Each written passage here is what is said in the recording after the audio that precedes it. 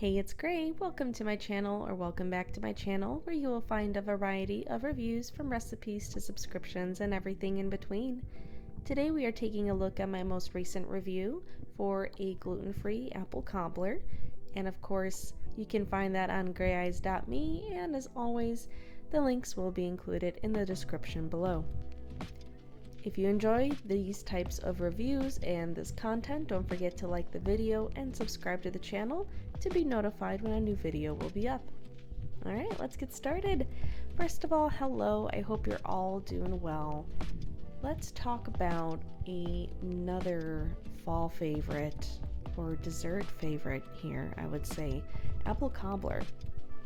So I've made it my mission this year to make sure I use up all the apples that I have brought home from apple picking. I only had about 20 apples, so it wasn't an impossible task. However, when I don't bake often and it's just 2 people in our household, it just makes it a little bit trickier sometimes because there's only so many things that you can make with apples that you can make and not get bored with them, you know? So today I'll be sharing another tasty and sweet recipe that I tried to use in order to use up the last 4 apples that I had. This week's review is for a yummy apple cobbler. It's by Mama Gourmand, and I'll be sure to include the recipe below.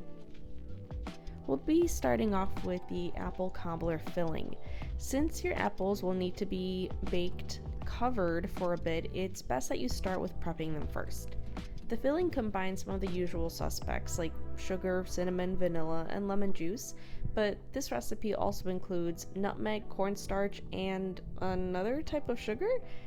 Yes, so it has regular granulated sugar and brown sugar, so if you're looking to reduce the amount of sugar, then you may want to consider working with some sweetener alternatives, perhaps stevia.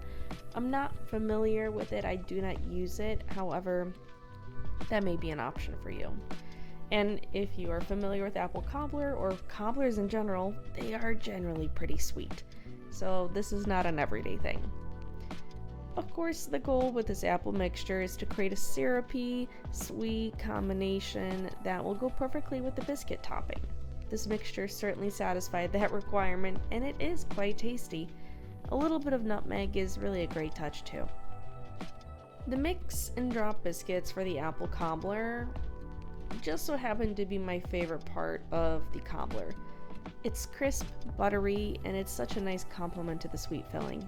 On its own, the filling is extremely sweet, but combined in a cobbler, it's delightful.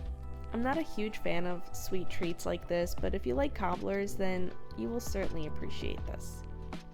But the most important part of this is that it's a gluten-free cobbler that we're making, right? This recipe calls for the use of gluten-free flour. If you've read my previous reviews, then you know I've been using a homemade mix of buckwheat flour, millet flour, and tapioca flour in place of store-bought all-purpose mixes. I use that because that's all I had on hand, but if you have the recommended type that is included in the recipe, then I'm sure it will work out wonderfully. The most important part of biscuit making, however, is the cold butter. So gluten-free or not, you have to use that chopped up cold butter to ensure you have nice buttery cobbler topping. Once all combined, you can drop it on top of the apple mixture that should be coming out of the oven by the time you're done making the biscuit mix. Now let's talk about baking the cobbler. This recipe calls for using 1 dish to make the cobbler, but I decided to make individual cobblers in smaller baking dishes. Plus they're pumpkins, I had to be festive, right? So if you follow the instruction in the recipe, then you should keep an eye on the cobbler until it begins to turn golden brown. I assume it will take the indicated time. I had to take mine out about 10 minutes early because, well, less area to bake, right? This recipe will absolutely work even if you modify your baking dish. If you go smaller, then you just have to make sure you're keeping an eye on your cobblers to ensure that the biscuit topping doesn't burn.